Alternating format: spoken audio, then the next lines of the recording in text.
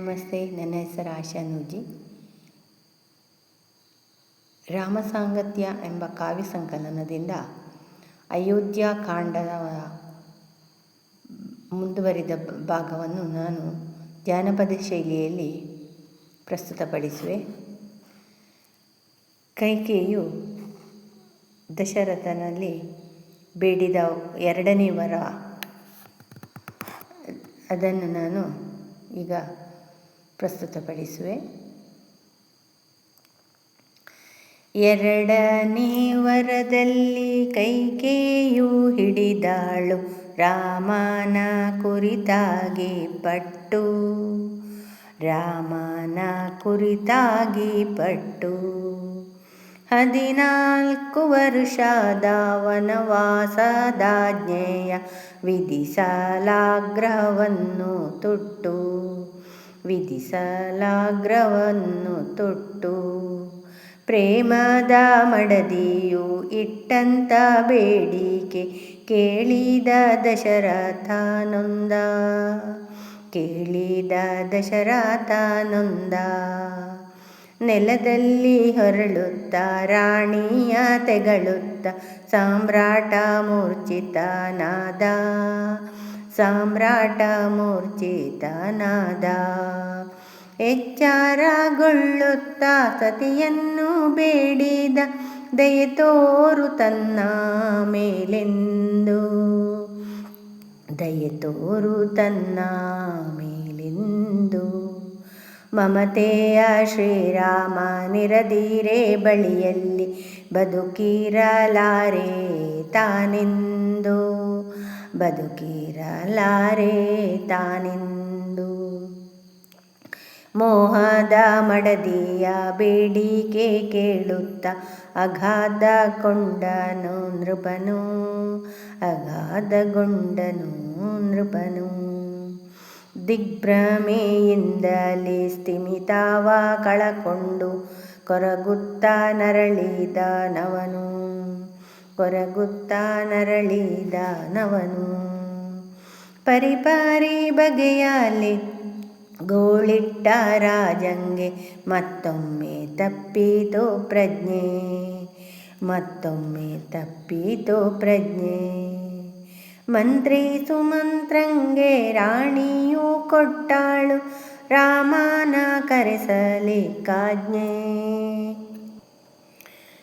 ಕೌಸಲ್ಯ ಪುತ್ರನ ನೋಡಲು ಬಯಸುವ ಸಾಮ್ರಾಟ ದಶರಥನೆಂದು, ಸಾಮ್ರಾಟ ದಶರಥನೆಂದು. ಕೈಕೇಯಿ ಅಪ್ಪಣೆ ಪಾಲಿಸೆ ಸಾರಥಿ ರಾಮಂಗೆ ಹೇಳಿದ ಬಂದು, ರಾಮಂಗೆ ಹೇಳಿದ ಬಂದು. ಕರೆಕೇಳಿ ಮಾತೆಯ ಹರಕೆಯ ಪಡೆಯಲು ರಾಮನು ಹೊರಟನು ಚಣದಿ, ರಾಮನು ಹೊರಟನು ಚಣದಿ.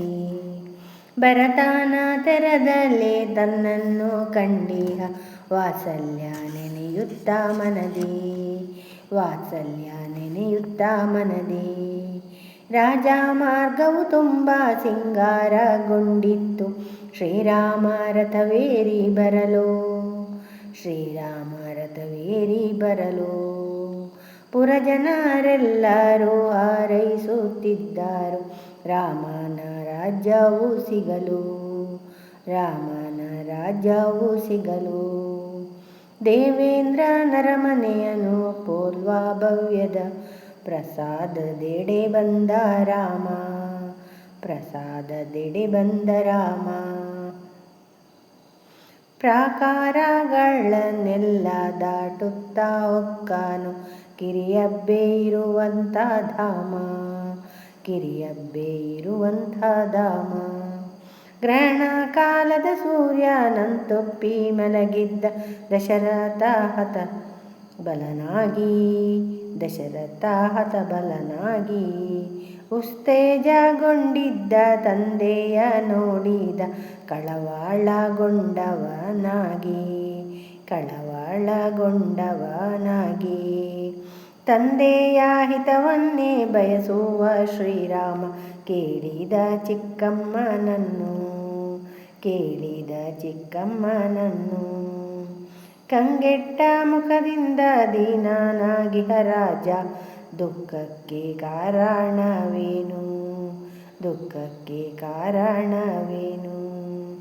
ಭರತಂಗೆ ಪಟ್ಟಾವು ರಾಮಂಗೆ ವನವಾಸ, ಕೇಳಿದ್ದೆ ವರವಾಗಿ ನಾನು ಕೇಳಿದ್ದೆ ವರವಾಗಿ ನಾನು.